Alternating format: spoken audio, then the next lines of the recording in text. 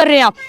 टोपी छोड़ देते हैं, हाथ में कलावा बांध के आते हैं, हमारी हिंदू लड़कियों को बरगलाते हैं, लफ्ज़ जिहाद का शिकार बनाते हैं और फिर टुकड़े टुकड़े में बांट के फेंक देते हैं। कभी फ्रिज में बंद करते हैं, कभी अभी 35 टुकड़े मिले हैं, कभी जला दिए जाते हैं।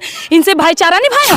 लोगों की बात कर रही हैं। एपीजे अब्दुल कलाम की बात किया करते हैं ना वैसी, कि हमारे देश का मुसलमान अब कोई पंचर पुत्र नहीं बनेगा, एपीजे अब्दुल कलाम की तरह बनेगा, राष्ट्रपति बनेगा, प्रधानमंत्री बनेगा।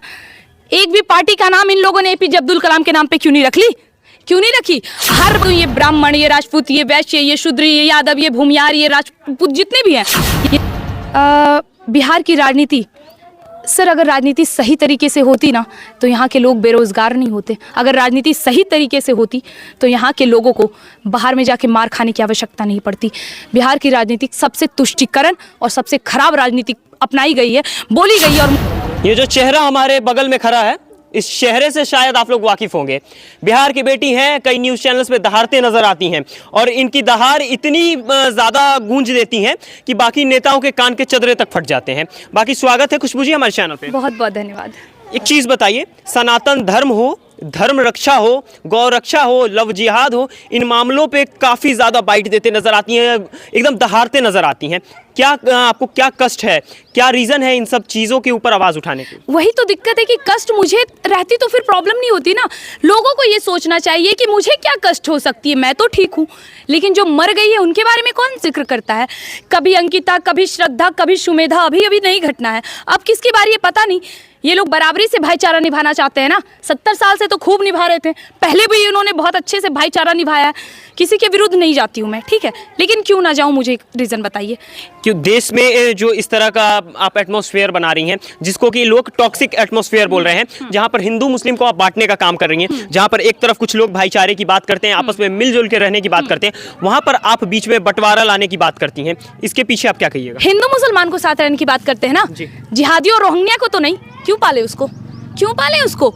अभी कुछ दिन पहले, ये 15 अगस्त की बात है, जब हमारा तिरंगा जलाया गया था, कहाँ, नोएडा या किधर ही साइड है ना, क्या हुआ था उस वक्त जब तिरंगा जलाया गया था? क्यों जलाया गया था? इतनी इन लोगों की बढ़ी है कि ये लोग हमारे देश में रहेंगे, हमारा खाएंगे, हमारा पिएंगे और हमारे देश को गाली देंगे, पूरा कमाएंगे यहाँ से, उसके बाद बोलेंगे हमें इस देश में डर लगता है और इन जिहादियों को हम पालें। क्या भाईचारा की बात कर रहे हैं आप? टोपी छोड़ देते हैं, हाथ में कलावा बांध के आते हैं, हमारी हिंदू लड़कियों को बरगलाते हैं, लफ्ज़ जिहाद का शिकार बनाते हैं और फिर टुकड़े टुकड़े में बांट के फेंक देते हैं। कभी फ्रिज में बंद करते हैं, कभी अभी 35 टुकड़े मिले हैं, कभी जला दिए जाते हैं। इनसे भाईचारा निभाए हम कितने दिनों तक? चंद लोगों की वजह से क्या सबको जज करना सही है? चंद मुसलमानों की वजह से क्या हम सब मुसलमानों को सही बोल दें? चंद मुसलमान, सर चंद मुसलमान हैं जो सही थे, जिनका आज भी अगर उनके नाम पे मस्जिद होगी तो सबसे पहले मत्था टेकने वाली खुशबू पांडे होगी। क्या है? किन लोगों की बात कर रही हैं? एपीजे अब्दुल कलाम की बात किया करते हैं ना वैसी, कि हमारे देश का मुसलमान अब कोई पंचर पुत्र नहीं बनेगा, एपीजे अब्दुल कलाम की तरह बनेगा, राष्ट्रपति बनेगा, प्रधानमंत्री बनेगा। एक भी पार्टी का नाम इन लोगों ने एपीजे अब्दुल कलाम के नाम पे क्यों नहीं रख ली? क्यों नहीं रखी? हर वक्त जिक्र करने वाला एक पार्टी होता है, भारतीय जनता पार्टी। क्यों आखिर नरेंद्र मोदी के मुंह से ही सुनते हैं एपीजे अब्दुल कलाम का बात? क्यों आखिर योगी जी के मुंह से सुनते हैं एपीजे अब्दुल कलाम का नाम? आखिर इन मुसलमानों के नाम से मुंह से क्यों नहीं सुनते हैं? अच्छा, तो एक चीज़ बताइए, ये पार्टी विशेष की संज्ञा देना, बीजेपी के लिए इतना खुल के बोलना, ये कहाँ तक सही है? क्या आप इस पार्टी को प्रमोट कर रही हैं? नहीं, बिल्कुल नहीं। मैं पार्टी को कुछ हद तक सही बोलती हूँ, सारी पार्टी भी सही नहीं और सारी पार्टी गलत भी नहीं। अगर मैं बीजेपी के बारे में कुछ अच्छी बातें बोल रही हूँ तो इसी कांग्रेस के थे हमारे सरदार वल्लभ भाई पटेल, सुभाष चंद्र बोस। क्यों भूल गए आप लोग उनको? वो भी कांग्रेस के थे, मैं उनका इज्जत करती हूँ, उनके लिए जान हाजिर है हमारी। लेकिन मैं भारतीय जनता पार्टी का जिक्र मैंने इस जगह पे इसलिए किया क्योंकि हाँ, मैं इस चीज़ को मानती हूँ कि आज जो 21 साल की लड़की के अंदर जो ये आग जल रहा है ना, जो आप देख रहे हैं ना, या फिर आप जैसे पत्रकार खुल के आए हैं और मेरे से सवाल कर रहे हैं ना, तो इसका रीज़न भारतीय जनता पार्टी है। हिंदुत्व को जगाने का रीज़न भारतीय जनता पार्टी है। जो मुद्दा इतने साल से 370-35 से अटका हुआ था, उसको ख़त्म करने वाली भारतीय जनता पार्टी है। राम मंदिर बनवाने वाली भारतीय जनता पार्टी है। 30,000 मंदिरों को की जिक्र करने वाली भारतीय जनता पार्टी है। किस पार्टी ने किया सर? भारतीय जनता पार्टी ने कभी कोई गलत काम नहीं किया? सर मैंने ऐसा बोला? मैंने ये चीज़ पहले ही बोल दिया कि सारी पार्टी सही नहीं, सारी पार्टी भी गलत नहीं। तो एक चीज़ बताइए, क्या आप कभी भारतीय जनता पार्टी के साथ मिलके आगे कार्य कर सकती हैं क्या? मैं एक चीज़ बता दूं, मैं भारतीय जनता पार्टी के अंडर काम नहीं करूंगी।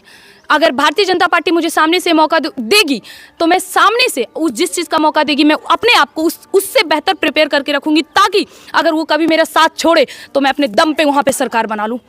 मतलब कि अपने दम पे आप सरकार बना लेंगे, किसी पार्टी विशेष की आपको जरूरत नहीं? सर चाणक्य से भी ऐसे ही लोगों ने क्वेश्चन मार्क किया था, इतिहास गवाह है, और चाणक्य की नीति आज हम पूरा विश्व पढ़ता है।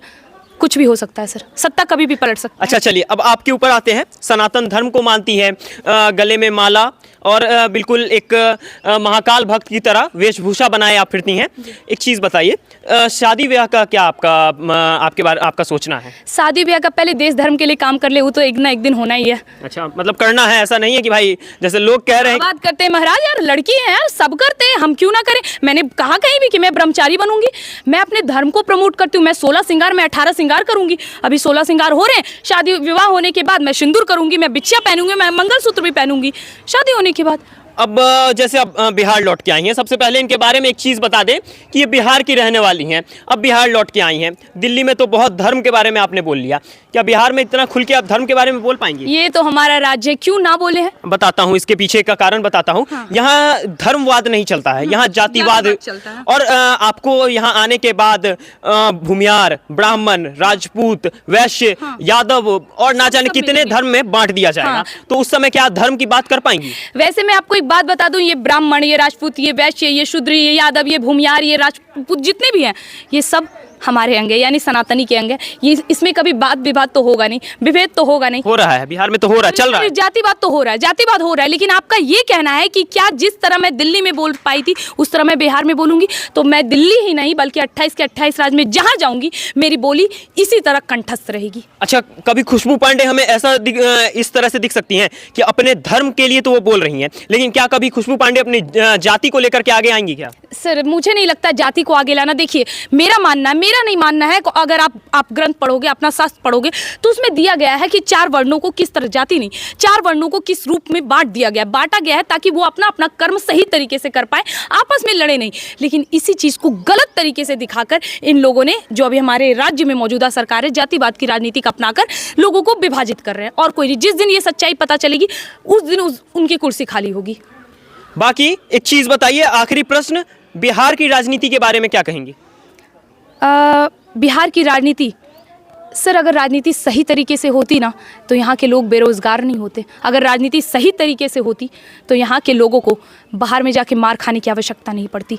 बिहार की राजनीति सबसे तुष्टीकरण और सबसे खराब राजनीति अपनाई गई है, बोली गई है, और मुझे ये बात बोलते हुए शर्मिंदगी महसूस होती है कि वो वही बिहार है जिसने शून्य दिया, जिसने आर्यभट्ट दिया, ये वही बिहार है जिसने चाणक्य दिया, ये वही बिहार है जिसने राजनीति का अर्थ समझाया, और हम उसे इस बिहार से जानते थे। लेकिन आज मुझे शर्मिंदगी होती है इस बात पे, क्योंकि क्विज़ में या जनरल नॉलेज में जब हमसे ये सवाल किया जाता है कि ऐसा कौन सा राज्य है जहाँ की मुख्यमंत्री अनपढ़ थी, तो उसका नाम सर्वप्रथम बिहार आता है। मैं यहाँ शर्मिंदगी महसूस करती हूँ।